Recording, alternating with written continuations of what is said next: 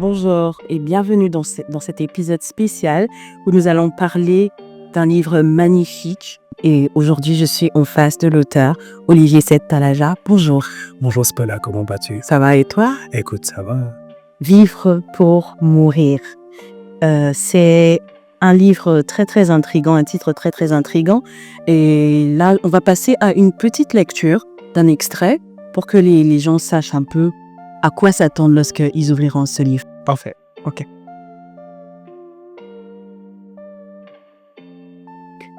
Avoir une raison de vivre est bizarrement une raison de mourir. Votre vie commence à trouver tout son sens le jour où vous découvrez ce pourquoi vous êtes prêt à mourir. Pas parce que mourir vous fait plaisir, mais parce que votre vie n'a plus aucun sens si on lui retire sa raison d'exister. S'il faut mourir, autant mourir en le faisant. Pourquoi pourriez-vous être prêt à mourir? Une question à laquelle vous devez résolument répondre. Pas parce que ça vous plaît ou parce que vous avez tellement des problèmes, mais parce que la suite de la réussite ou de l'échec de votre vie sur Terre dépend de comment vous répondrez à cette question.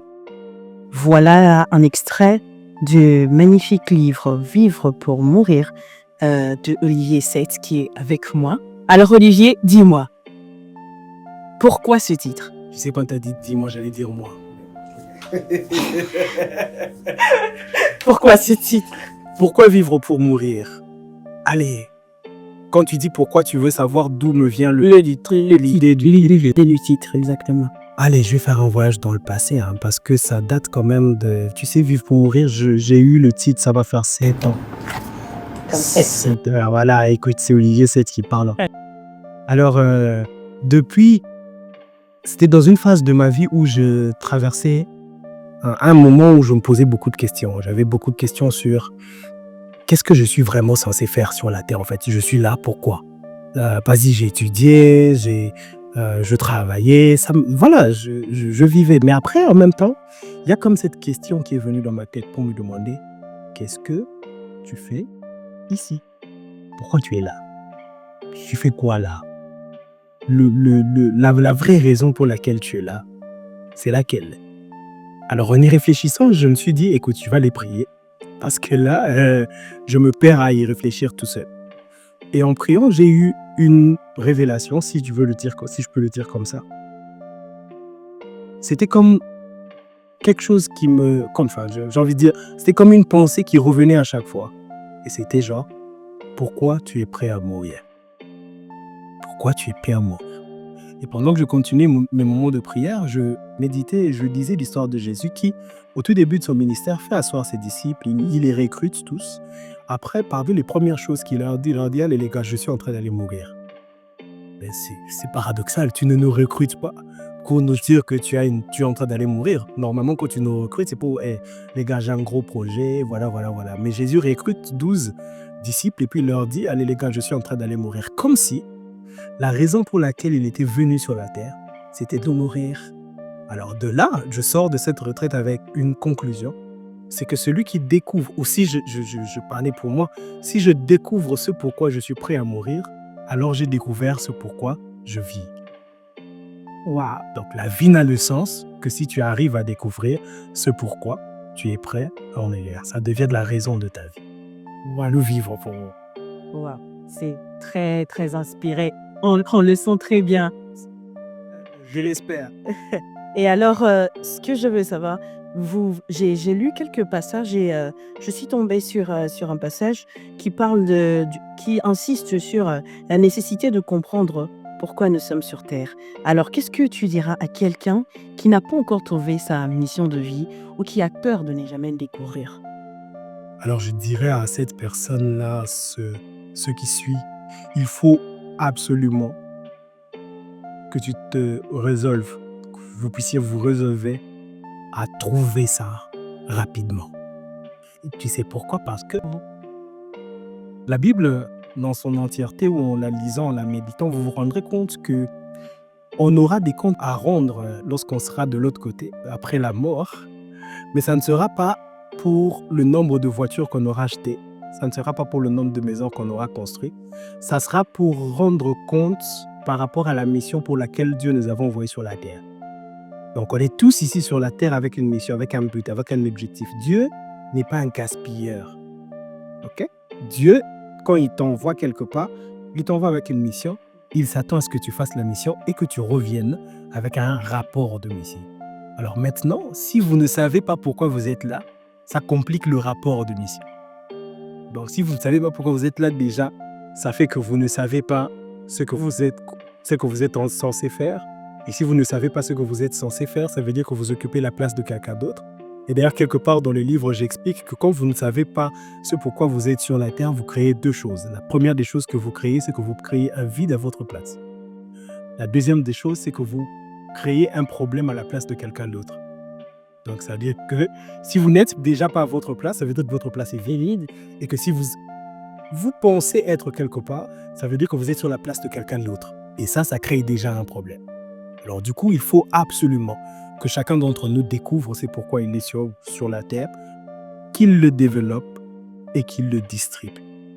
J'en parle aussi dans les livres. Je parle de le construire entre nous. J'aimerais bien que quelqu'un trouve vraiment sa voix, surtout pour qu'on puisse dégager un peu les bouchons contre vous êtes déjà ça. Parce que je pense que quelqu'un a besoin de découvrir sa mission à ce niveau-là. Ah ça Alors, j'ai une autre question, c'est par rapport à l'impact des figures bibliques qui sont dans le livre. Alors, vous faites référence à Moïse comme un modèle. Pourquoi est-ce que vous avez choisi particulièrement quelqu'un comme Moïse? Et qu'est-ce que Moïse peut apporter à un jeune, à un lecteur de votre livre aujourd'hui? Ah, ça c'est une belle question. En fait, Moïse m'a passionné. J'ai lu l'histoire de Moïse. En fait, pour la petite histoire, moi je suis un garçon qui a plus ou moins grandi à l'église. Plus ou moins, entièrement si tu veux. Depuis tout petit, on va à l'église. Mais l'histoire de Moïse, je n'ai jamais perçu comme ça. J'ai toujours perçu Moïse comme étant le libérateur, celui qui a la mer rouge en deux et tout ça. Mais là, en écrivant ce livre ou en méditant, je suis tombé sur l'histoire de Moïse, mais je l'ai comprise autrement. Je t'explique. Moïse est né et le pharaon a décidé de tuer tous les enfants. Sa mère le cache et le protège. Sa mère le met dans un panier, il glisse sur le Nil. La fille de pharaon le récupère, l'emmène chez eux. Il grandit dans la maison de pharaon comme étant un prince égyptien. À un moment, j'ai envie de dire, la mission en lui commence à crier et du coup, il tue un Égyptien qui faisait du mal à comment on les appelle, à un Hébreu. Alors à ce moment-là, Moïse a peur et il fuit l'Égypte. Il se retrouve quelque part. Là où il se retrouve, Moïse construit sa vie.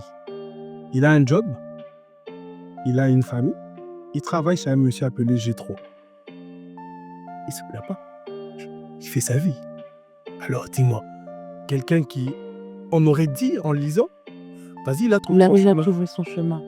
On est bien d'accord. Ouais. Si c'était la vie d'un Congolais lambda, on dirait, vas-y, il a trouvé son chemin, il se débrouille bien, il a sa maison, il a sa petite famille, son travail. Et c'est censé rester derrière. Il sort le matin, il revient le soir, le passé est vraiment resté derrière. Mais tu sais, dans ces conditions-là, Dieu vient lui dire, non, c'est pas ce pourquoi je t'ai envoyé sur la terre. On a envie de dire à Dieu, laisse Moïse tranquille. Il vit sa vie. Il vit sa best life, c'est quoi le problème? Dieu dit à Moïse, non, c'est pas pour ça. Et c'est de là que quand tu vois le titre de livre, tu verras, c'est vivre pour mourir, d'une vie réussie à une vie accomplie. Parce que l'objectif, c'est pas de réussir sa vie. L'objectif, c'est d'accomplir. Alors, Dieu dit à Moïse, vas-y, quitte-la, retourne de l'autre côté et va libérer le peuple d'Israël. Parce que le Moïse qui vit une vie réussie, en réalité, n'accomplit pas la mission pour laquelle Dieu l'a envoyé sur la terre. Et malheureusement, on a beaucoup de gens comme ça qui vivent de cette manière-là. Ils vivent une vie réussie sans accomplir ce pourquoi Dieu l'a envoyé. Mais tu sais, pour te parler je suis en train de parler de Moïse comme figure. Ce que Moïse fait en acceptant de laisser sa vie réussie pour aller dans l'accomplissement de sa vie, de ce pourquoi Dieu l'avait envoyé sur la terre, ce qu'il fait, c'est qu'il crée une destinée à Moïse, à Aaron. Tu sais, Aaron n'a pas de job si Moïse n'accepte pas. Parce que Moïse dit à Dieu, je suis bègue, je ne sais pas parler. Dieu lui dit, t'inquiète, Aaron va le faire pour toi. À vrai dire, Aaron ne deviendra jamais sacrificateur si Moïse n'accepte pas de quitter le confort de sa vie qu'il s'est construite pour aller faire ce pourquoi Dieu l'a envoyé sur la terre. Il y a beaucoup de gens comme ça qui chôment, pas parce qu'ils n'ont pas de boulot, mais parce qu'un Olivier cède quelque part. Une scola kataï quelque part n'a pas encore accepté de faire ce pourquoi Dieu l'a envoyé sur la terre. Dès l'instant que tu l'acceptes, Moïse a du travail, Aaron a du travail, tu vois, le peuple est libéré. C'est comme une continuité, c'est comme si l'histoire avait stagné, stoppé, jusqu'à ce que Moïse entre en jeu. Et il y a beaucoup de gens comme ça sur la terre. Donc, il faudrait une révélation. Il faudrait une orientation. Il faudrait quelque chose qui illumine leur façon de voir pour que justement ils se disent « Hé, je fous quoi ici? Il faudrait que je me lève et que je fasse quelque chose. » C'est ça qui motive Ézéchiel. Waouh. C'est tellement riche. J'ai envie de dire que quand on découvre sa destinée, c'est vraiment, on tombe sur un effet domino. C'est-à-dire le premier qui arrive à bouger, tous les autres suivent et ça devient, chacun est vraiment à sa place comme il faut, quand il le faut, et tous on accomplit la volonté de celui qui les a appelés. Très bien, on croirait qu'on est créé ensemble. Alors, je vais passer à la prochaine question tu as souligné dans le livre que beaucoup vivent selon les attentes de la société plutôt que selon leur propre appel. C'est quoi pour toi aujourd'hui, pour la jeunesse, la génération qui te lit, c'est le défi du conformisme auquel ils font face? Comment tu penses qu'ils peuvent les résoudre? Alors, pour pas que je dise, je donne tout le livre ici. Sinon, ils vont bien acheter. Faut acheter, s'il vous plaît. Ce qu'il faut savoir, c'est que le conformisme, comme tu le dis, le conformisme, la société nous met dans des caricatures. Mais on doit savoir que Dieu ne fonctionne pas comme la société. Je donne un exemple et j'en parle aussi dans le livre. Aujourd'hui, la société va te déclarer médecin lorsque tu auras fini tes études de médecine. Okay, c'est genre, quand tu finis tes études de médecine, tu es médecin. Quand tu finis tes études de droit, tu es juriste, avocat ou tout ce que tu es avocat. Il faudra encore passer par le barreau, je ne me trompe pas. Mais maintenant, ce que Dieu fait, c'est que Dieu n'attend pas que tu finisses tes études pour que tu sois. Okay? C'est comme ça qu'il va vers Gédéon au pressoir pour lui dire qu'il est vaillant héros. Mais alors qu'il n'a jamais combattu même une guerre. Tu vois? Et la mission, le but de Dieu va souvent dans le sens contraire de ce que les hommes veulent. La société veut que tu finisses d'abord tes études et puis que tu sois déclaré. Mais Dieu veut que tu fasses ces études parce que tu es. Tu vois? Et dans le livre, je dis le plus important dans la vie, ce n'est pas ce que tu fais. Le plus important dans la vie, c'est qui tu es. Ça devient beaucoup plus important que ce que tu fais. Parce que si tu sais qui tu es, ce que tu fais devient maintenant la résultante de qui tu es. Et c'est ça, au fait, le plus gros combat. D'où, par rapport à ce conformisme-là, je dirais, mais les gars, ne faites pas les choses parce qu'on vous oblige de les faire. Soyez et puis faites. Je sais, à chaque question, je suis émerveillée parce que le contenu est tellement profond, c'est très engageant, pas seulement pour la jeunesse, mais on peut toucher vraiment toutes les tranches d'âge. Parce que, comme tu dis, tu as parlé de Moïse, quand Moïse a découvert sa mission, c'était un vieux. Et on aurait dit qu'il a raté sa vie et tout ça. Peu importe l'âge, peu importe qui vous êtes, Olivier l'a dit, trouvez la raison pour mourir. C'est ainsi que vous découvrez votre mission. Alors là, je vais parler rapidement de quelque chose d'important aussi. C'est dans quel état d'esprit vous aimeriez que les lecteurs de votre livre puissent lire ce livre? Dans quel état d'esprit? Yeah. Allez. Allez, vivre pour mourir, pour moi, c'est pas seulement un livre. C'est un peu une sorte de canevas, si tu veux, pour que chacun, en lisant, puisse se situer. Se dire, voilà, en lisant ici, je me rends compte que je suis à tel niveau. Qu'est-ce que je dois faire à partir d'ici? Pour certains seront au début, se dire, hey, bon, je suis encore au tout début, je ne sais même pas encore. Et d'autres vont se dire, ah, moi, je crois que j'ai compris, j'ai fait ci, j'ai fait ça. En fait, à chaque étape avec ce livre, l'objectif, c'est que il faudrait que l'on arrive à... Allez, il faudrait que le lecteur arrive à par moment mettre des stops. Genre, après avoir lu des stops, là, j'en suis où, moi, à ma vie? Quand je ferme ce livre, je vais le revenir, le relire lorsque j'aurai fait Peut-être pas. telle chose. Ouais. C'est en fait ça que je suis en train de rechercher derrière. C'est que je veux que ça devienne un manuel, un guide de conduite pour tout celui qui veut avoir une vie accomplie sur la terre. Merci de Olivier. Et là, je vais directement dire, je vais rappeler pourquoi on est là. On en parle, on en discute parce qu'on va passer au vernissage de ce livre. Et je pense que vous avez une date, une heure. Est-ce que vous pouvez nous en parler un peu plus? Comme ça, que l'on termine l'émission sur une très bonne note, que les gens sachent où trouver le livre, quand et comment ça se passe. Alors, Vivre pour mourir va paraître officiellement le 9 février 2025. Le vernissage sera au Sultani Hotel à Gombe. Et on va mettre les détails dans cette vidéo. En regardant, vous allez la voir.